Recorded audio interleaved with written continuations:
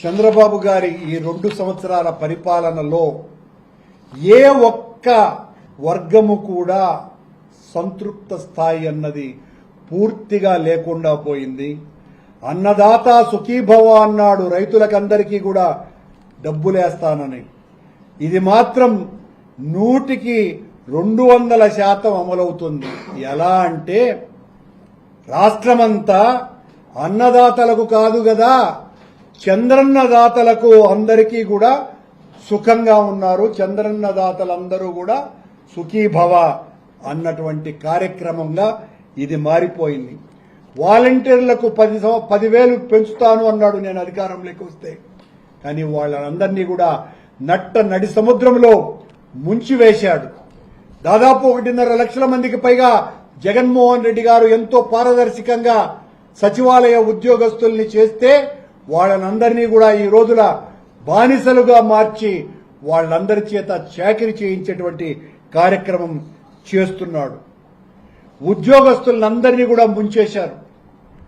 DA లేదు, PRC లేదు, ఏ రకమైనటువంటి వాళ్లకు రావాల్సినటువంటి బకాయిలు ఒక్కటి కూడా నెరవేర్చకుండా విద్యారంగాన్ని పూర్తిగా హీన స్థితికి తీసుకువెళ్లి జగన్మోహన్ రెడ్డి గారు ప్రైవేటు బడులకు దీటుగా ప్రభుత్వ బడులను సర్వాంగ సుందరంగా తీర్చిదిద్ది కార్పొరేట్ విద్య కంటే మేలైనటువంటి విద్య అందించాలన్నటువంటి తపనతో దాదాపు 65,000 కోట్ల రూపాయలు ఖర్చు పెట్టి బడులను ఆధునీకరించి విద్యార్థులకందరికీ ట్యాబులు అందించి వాళ్లకు నాణ్యమైన విద్యను బోధిస్తే ఈ రోజున పాఠశాలలన్నీ కూడా నిర్వీర్యమైపోయాయి.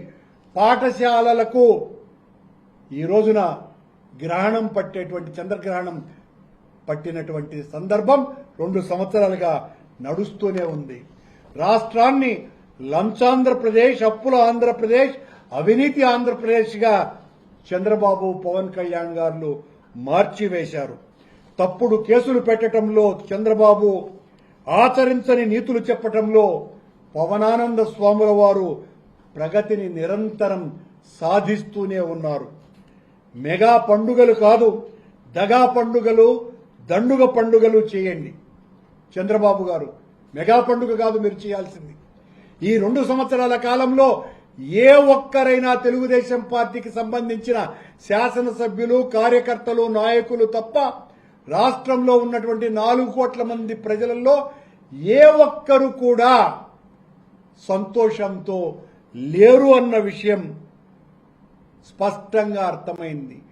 జగన్ గారు ఆడుదాం ఆంధ్ర అన్న పేరుతో విద్యార్థులతో అతి గొప్పగా క్రీడలను జరిపిస్తే దాని మీద బురద వేయటమే కాకుండా ఈ రోజున చంద్రబాబు తాగుదాం ఆంధ్ర అన్నటువంటి రీతిలో ఆంధ్ర రాష్ట్రాన్ని మార్చేశారు.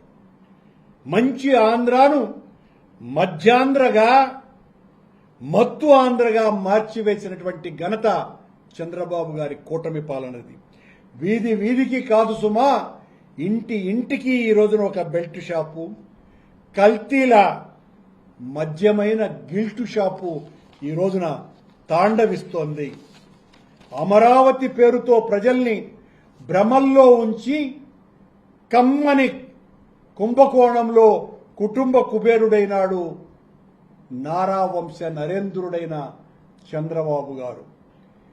ఎవరి బిడ్డ అయినా నా సొంతమే అనటం ఆదిగా చంద్రబాబుకు ఉన్నటువంటి అలవాటు.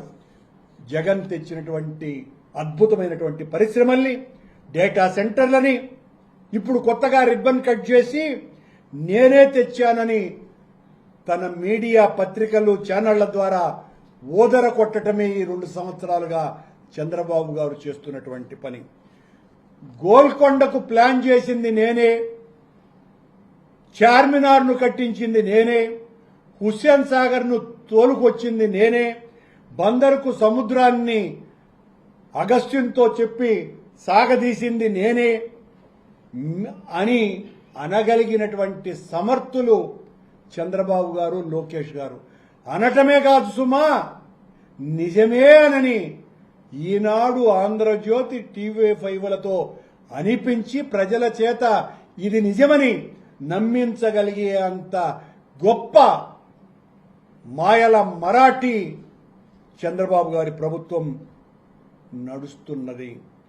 మాటల్లో చాలా ఘనం, చేతల్లో శూన్యం, శుష్క హస్తం తప్ప ఈ 2 సంవత్సరాల కాలంలో చంద్రబాబు గారు చేసింది ఏంటి?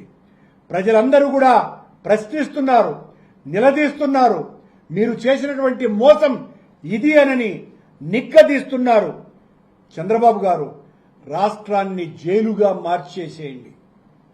ప్రజలకందరికీ కూడా ఖైదీ నంబర్లు ఇచ్చేయండి. చంద్రబాబు గారు, ఈ రాష్ట్రమే ఒక జైలుగా మారిపోయింది. ప్రజలకందరికీ కూడా బిళ్లలు తగిలించటమే తరువాయి. ఈ రోజున కొందరు పోలీసుల్ని గూండాలుగా మార్చివేసినటువంటి ఘనత చంద్రబాబు గారిది.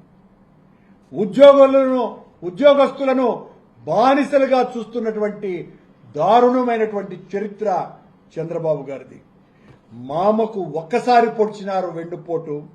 ప్రజలను అనునిత్యము వెన్నుపోటుతో పొడుస్తున్నటువంటి చంద్రబాబు గారి నైజం, అడిగితే అరెస్టు, ప్రశ్నిస్తే కేసు, కదిలితే జైలు. ఆంధ్ర ప్రజలకు కళ్లకు గంతలు కట్టి గ్రాఫిక్ మాయాజాలంతో మహామాయావిగా చూపిస్తున్నటువంటి వ్యక్తి నారా చంద్రబాబు గారు.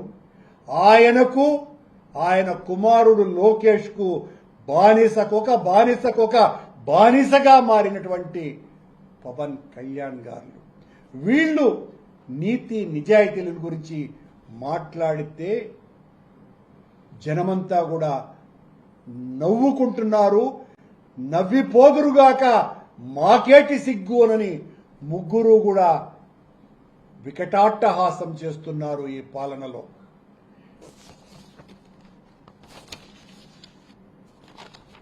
పవన్ కళ్యాణ్ గారైతే ఆయనకున్నటువంటి అసంతృప్తిని అణుచుకోలేక, ఆ టీవీకే పార్టీ విజయ్లాగా అధికారం అందుకోలేక చివరకు అన్నదమ్ముల మధ్య కూడా అగ్గిరాజేస్తున్నాడు.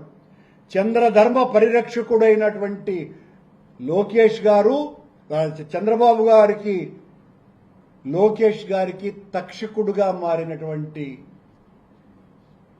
పవన్ కళ్యాణ్ గారు. నిజంగా పవన్ సనాతన ధర్మ పరిరక్షకుడే. అందులో ముఖ్యం సేవాధర్మం. ప్రశ్నించకపోవటమే సేవించటంగా మారి అదే చేస్తున్నాడు ఆయన. లోకేష్ సేవలో లోకాలు మరిచిపోతున్నటువంటి వ్యక్తి పవన్ కళ్యాణ్.